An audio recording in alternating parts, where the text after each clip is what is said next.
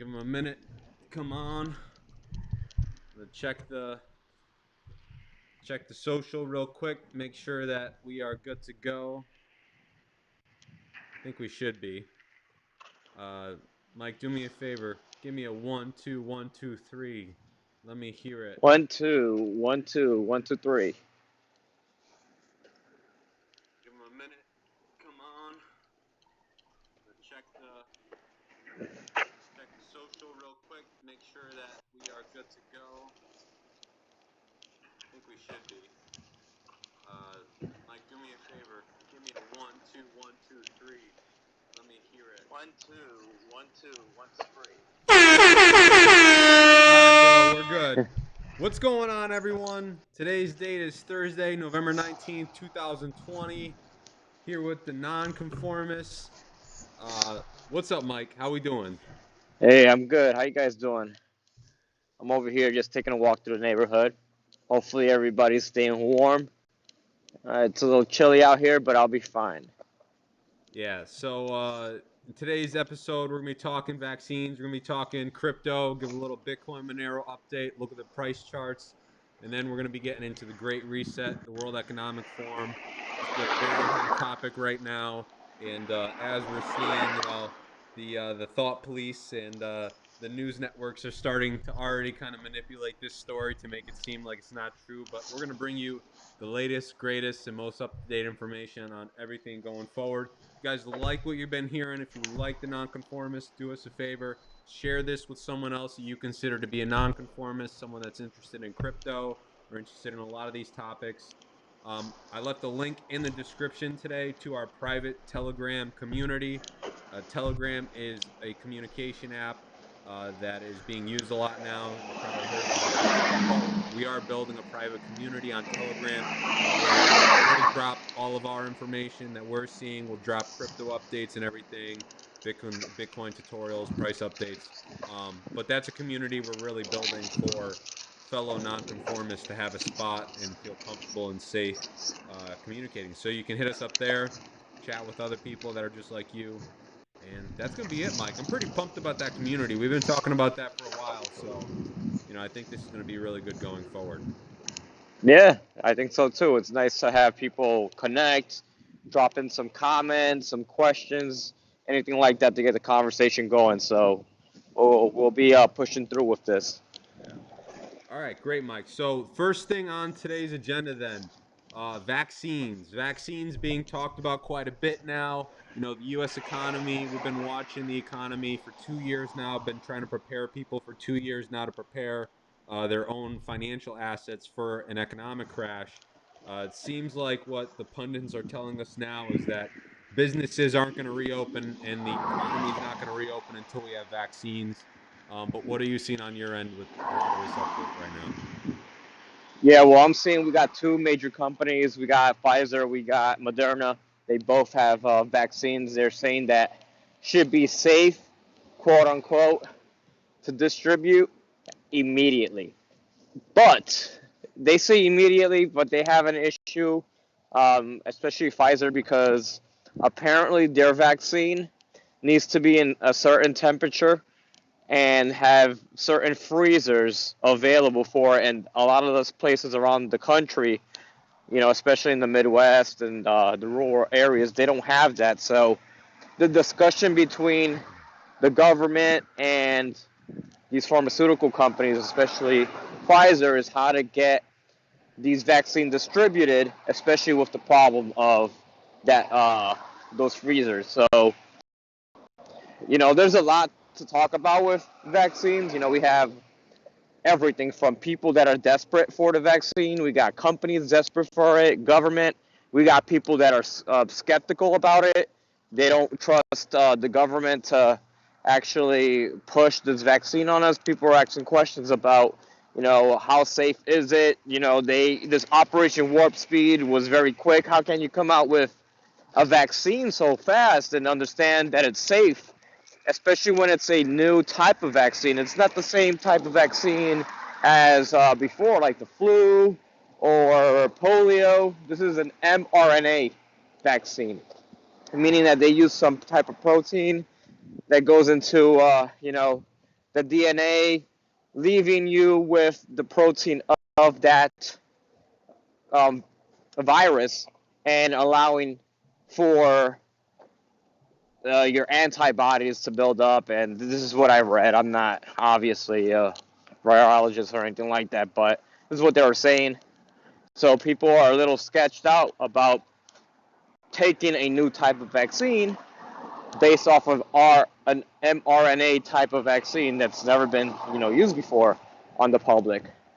And then on top of that, I read that there's been discussions with boards, and there's this one board where you have the FDA, you have members of the scientific community, the medical community, and they've been asking questions about safety protocols and testing, and why are the parameters based on medium risk, or they call it mild risk, and the FDA has not been answering those questions, or they've been brushing it off, and a lot of people have been concerned about that because what it looks like is, from the mainstream view, it looks like they're brushing it off because of the desperation of pushing this vaccine on people so things could get back to this new normal that they want to put on. And then obviously skeptics like us, we look at something else. What's going on here? Why are they pushing it the way they are? Why are they pushing the narrative to be that if you are a little concerned about safety, you're an anti-vaxxer, and they're trying to take out information from the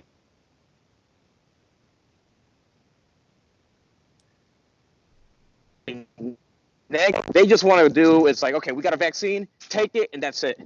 They do not want to have a discussion. They don't want to have a debate. This is what it is. Take it, and that's it. A la Saddam Hussein. That's what's going on here. Yeah, I gotta find. So this is where we're at. I got a New York Times article just showing the 95% effective rate. Yeah, dude, it's unfortunate that society, the way that it's morphing into right now, is that you can't have any opinions. Remember, the goal with all of this, at least in my opinion, is to strip the individual away, right? To strip the ego away, to have a group-like think. You're not allowed to question anything anymore. You're not allowed to answer anything. You should step in line and you should conform to what the social norms have been.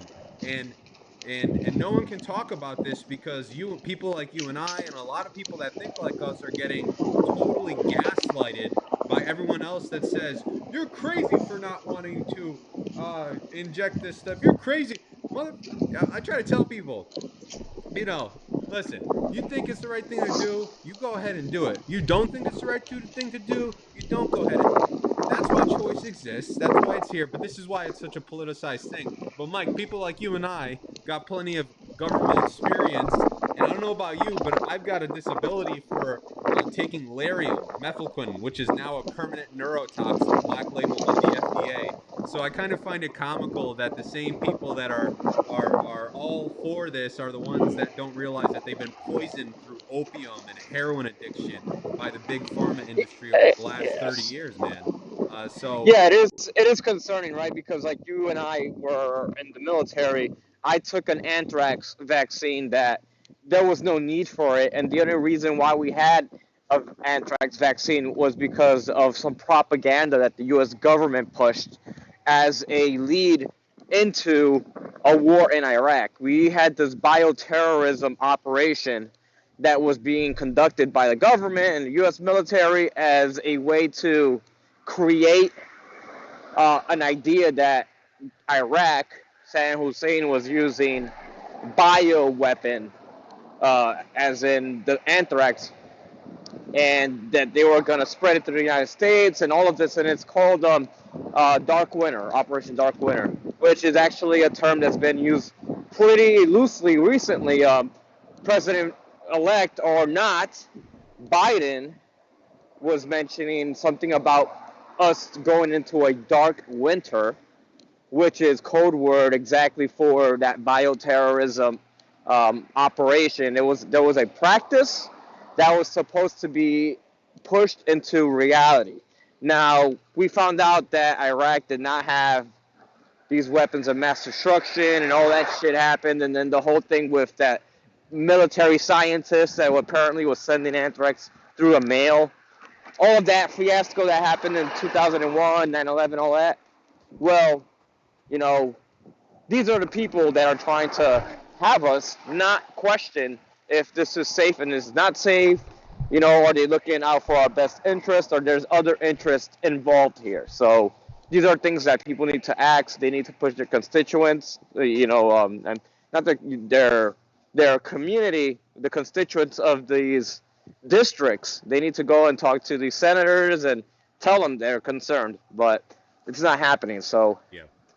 Cool. Well, I think that's a good segue, Mike, into the price charts. Should we transition into a little crypto update? We'll get back. yeah, let's talk a little bit about crypto. It's Bitcoin Okay. is hot topic right now. Sweet. So we're back on it right now. I'll open it up first by looking at the Bitcoin charts here. So Bitcoin right now is priced at 17,950 per Bitcoin. We've been covering Bitcoin's price over the last year and a half now, a year and a half to 2 years. Been telling you the entire time to slowly accumulate, slowly purchase. In preparation for the transition of the US dollar as a reserve currency and us kind of moving into this new connected age, as we'll talk about with the Great Reset. But again, Bitcoin having a lot of good upward movement here. A lot of what we're seeing is this $18,000 mark is looking good. The banks, the billionaires are all on board now. A lot of what we've been hearing is anywhere from the $18,000 to $20,000 range. There could be some price volatility, so you should really be buying and holding and accumulating Bitcoin. But if you're a trader, this could be a good opportunity to kind of buy the dips. But I don't see any reason, Mike, why this $20,000 mark shouldn't be crossed going into the new year. $20,000 was, or the 19.6 was the last all-time high, and the way the dollar's looking right now, not going to be too good. You got anything on Bitcoin at all, Mike? Well, all I know is that there's been a lot of talk about it going up to $30,000, depending on what happens with a closure. You know, we have a lot of information coming around the economy closing. If it closes, we'll have a big dip. So if we have a big dip in the economy, things like crypto and gold, silver, traditionally safe havens, will go up in value. So I think people should just look into it, figure out what they need to do to keep their assets safe, because like Joe Biden says, quote unquote, it's going to be a dark winter. Yeah. I got an article up right now, Mike, from Cointelegraph. Citibank actually just put out a report this past week saying they're seeing a price estimate of $318,000 per Bitcoin by December 2021. I know that's a big. Yeah, I saw that too, and yeah, it's a big number, right? It's a big number. I wonder now what they're talking about, at least from my. All right, so this is my perspective on these big price increases that we're talking about here. Is Bitcoin has a fixed supply, and because there's only so much Bitcoin that exists, the more people that are buying it, the more people that are accumulating it, the more value it should have, right? It should go up. And we're seeing this pendulum shift right now where the banks are on board. PayPal just integrated it into their system. So if you go on PayPal now, you should see you're able to buy and sell Bitcoin. So I think that this is the institutional wave that we've talked about, and this bull market could go for the next year and a half or so, or if the dollar is just going to get phased out and it's going to inflate away, maybe Bitcoin's price in dollars could be infinity. So maybe this is the start of a long bull run. Yeah, well, for the dollar to actually get changed, you need massive shift. You need something. You need a shock to the system, and that shock is probably what's going to really make that Bitcoin value go up in price, right? Nobody's going to be comfortable with a digital dollar just coming in from nowhere just because, right? Like if they announce, hey, we're announcing this digital dollar and we're going to, establish it. If they say that right now, like let's say this evening, people will be in shock. Like how, why? But if there's a huge issue, an economic downturn, a huge shakeup, you could slide that in there. Right.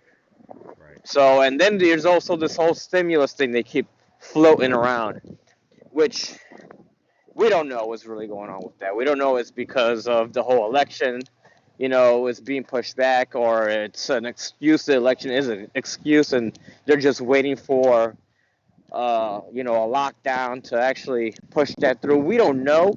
But what I think from, previous articles and bill proposals that I've read, that they've actually proposed the U.S. digital currency dollar in the second stimulus bill. Mm. So I don't know if it's in this new stimulus bill that they're trying to push or not, but in the previous one that they were proposing a couple times, that was in there. So I don't know.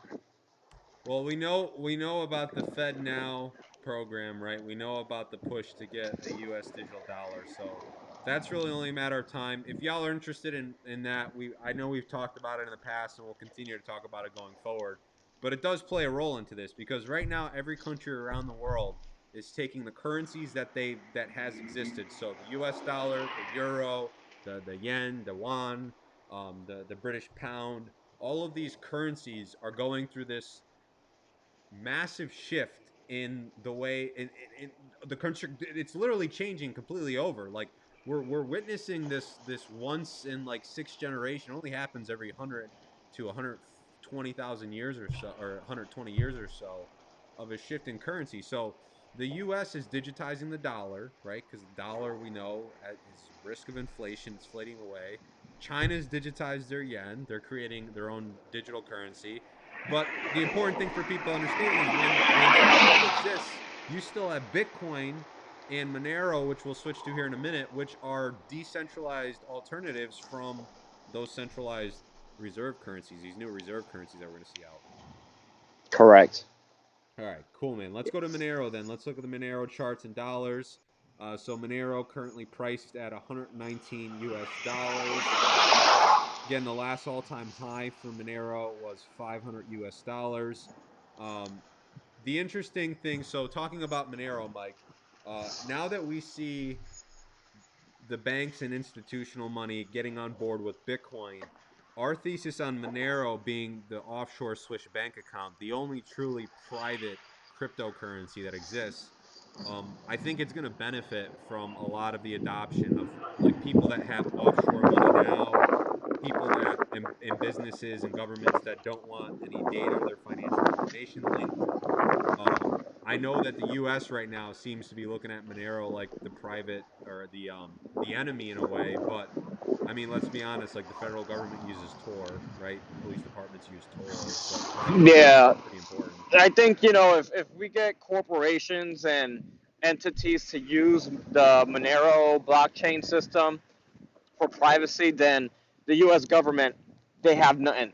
They don't have anything, because at the end of the day, the U.S. government's owned and paid for by big corporations. So if big corporations use it, what can they do? Yeah, But the problem is that if we have big corporations use it, then that might take away from us. We don't know. We're yeah, trying to figure that out. We hope that Monero continues to, you know, become used more frequently as an alternative to Bitcoin because of its privacy focused platform. So more to come with that. yeah. And if they want more information, where can they go, Joe? If you want more information on that, you can navigate to the nonconformist.io. I left the link in the description as well. And then from there, you can head over to the crypto section and you can go to adoption to learn about Bitcoin or learn Monero to learn about Monero.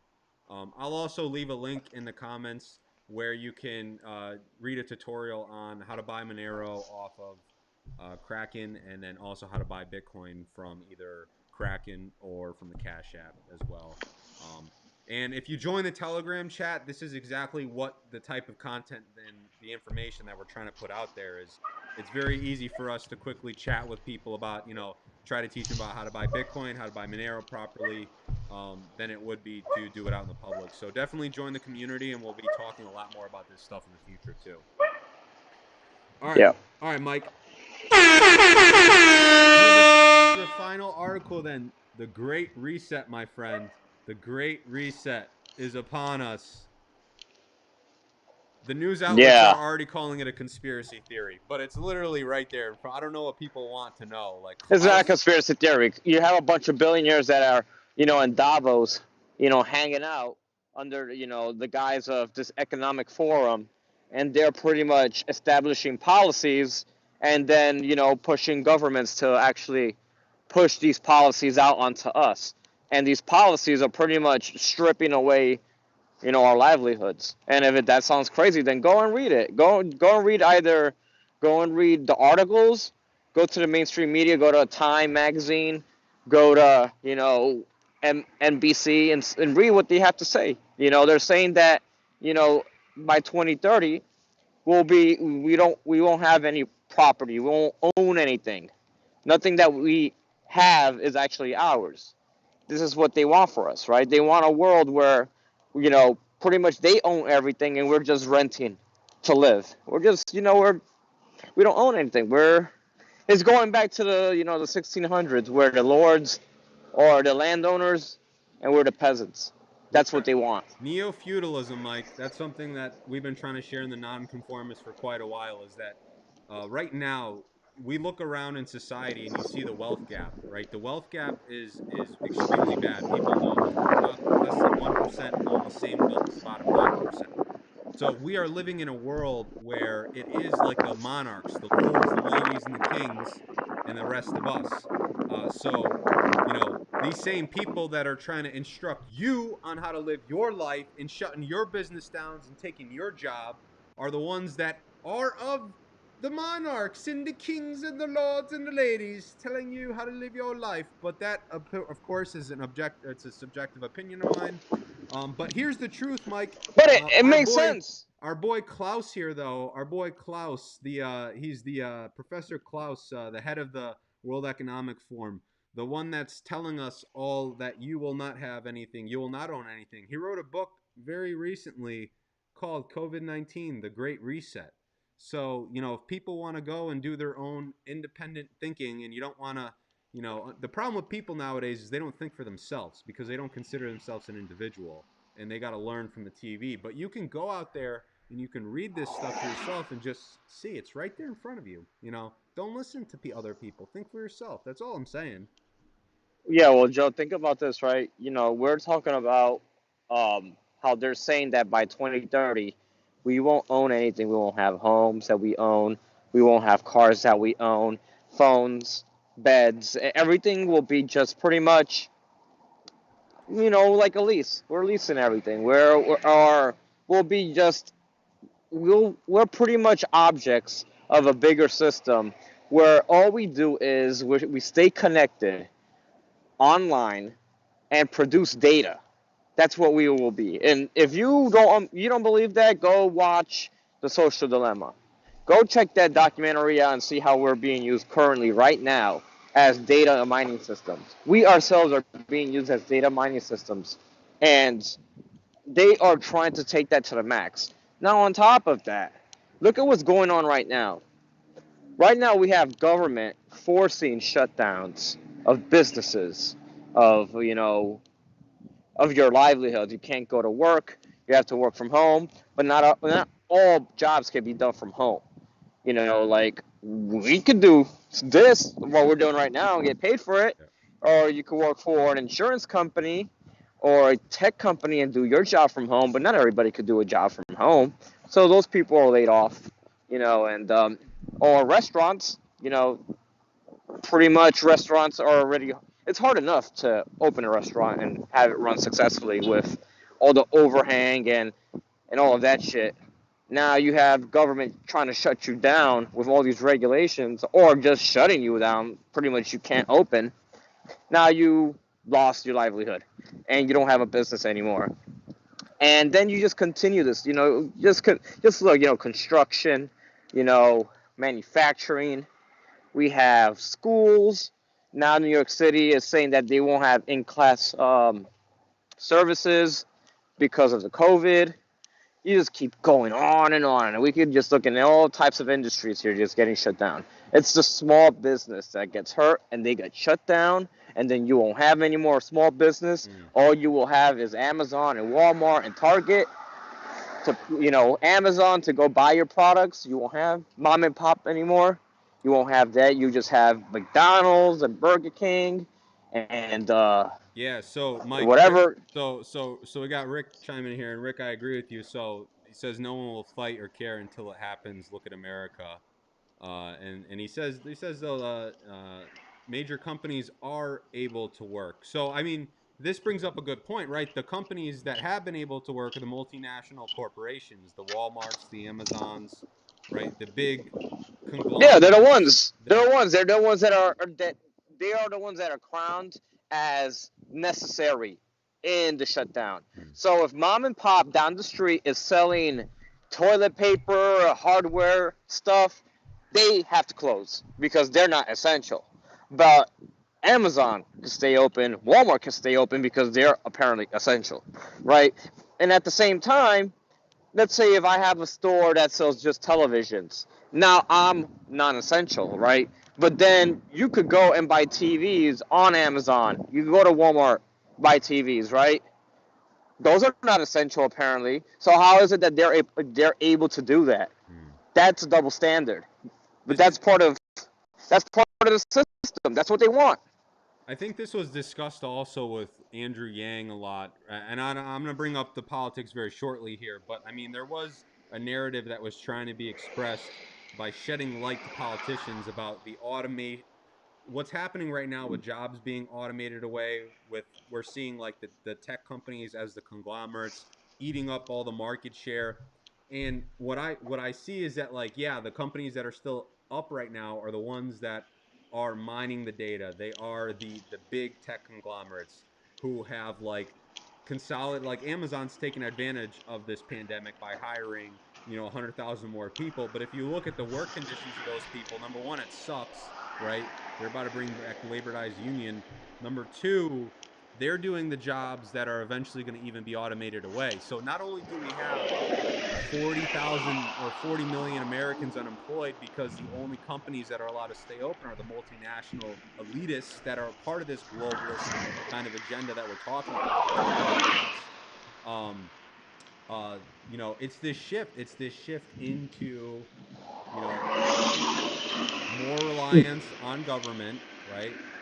More consolidation of power, more wealth inequality, and until people start waking up, which they are in other countries, here in the U.S., it's either a little skewed or the propaganda is just too good, but people don't get it. But if you look in Germany, if you look in a lot of other countries, I mean, I've seen a lot of mass protests about this stuff.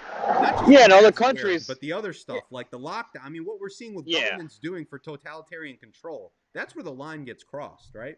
Yeah, they're really pushing in other countries very well, and I'm happy about that other countries are doing it. Unfortunately, here it's just become a left-right thing. It's all become it's a political thing right now. We got a political thing going on, so that's unfortunate on us. But let me tell you what, it's a beautiful thing for these big corporations to push this whole $15 an hour minimum wage thing, right? When you know small businesses can't afford to pay $15 an hour because they don't have the money to, because they don't have the sales, and half of the year they've been shut down. The only ones that could afford it are big businesses, and then they're happy about it, right? Because they're shutting down those little competitors down, right? So they got more sales, and then they're automating so they could take those profits that they're making from these small businesses that are closing that can't pay $15 an hour to their employees. These big companies could afford it to go and establish automated systems to then lay off these $15 an hour employees that they were supporting at the time. Let me tell you what, man. Talk about scheme. That's the most beautiful scheme if that's the business you're in.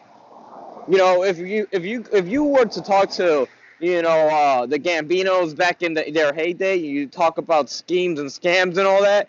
Oh my God, they'd be loving this right now if that was their racket. This is their racket.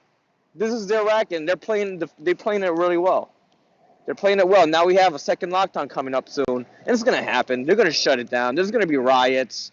There's gonna be issues because of the vaccinations. There's gonna be a whole bunch of stuff when you look at the hospitals and people getting sick, and we don't know if it's COVID or not, if it's a lie. We don't know what's going on. Everything is gray, and people don't like gray. People get nervous, and when people get nervous, they act irrationally. When you have irrationality, then you have a system, a society that comes into collapse. And when that happens, if you have a weak society, government comes in, strong arming you, and that's what's going to happen.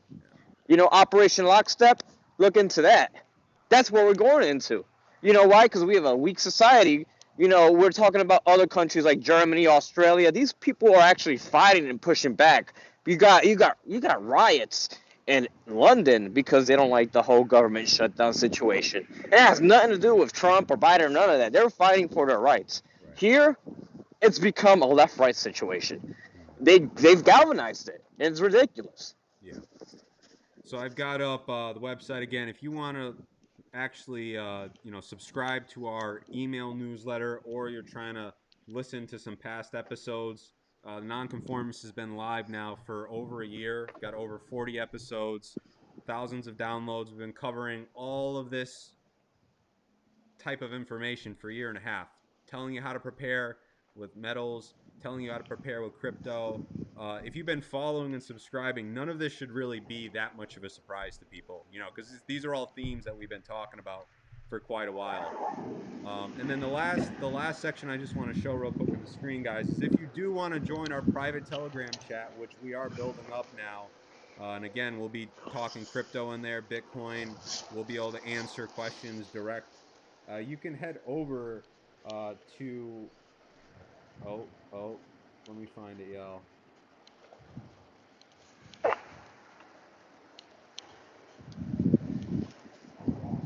gotta make it public. Okay, here, I'm gonna do it again. This is what we're gonna do.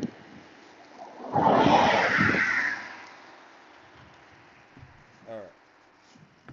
So if you go to t.me/the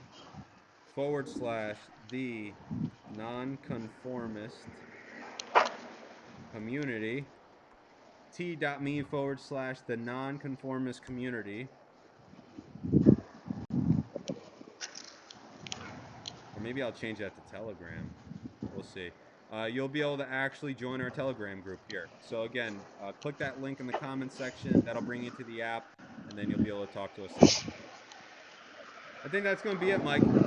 Yeah, I think we're good. All right, guys. Thanks for chiming in, and let's keep it going. Any more questions or any information you guys have that we might like to see, just send it over.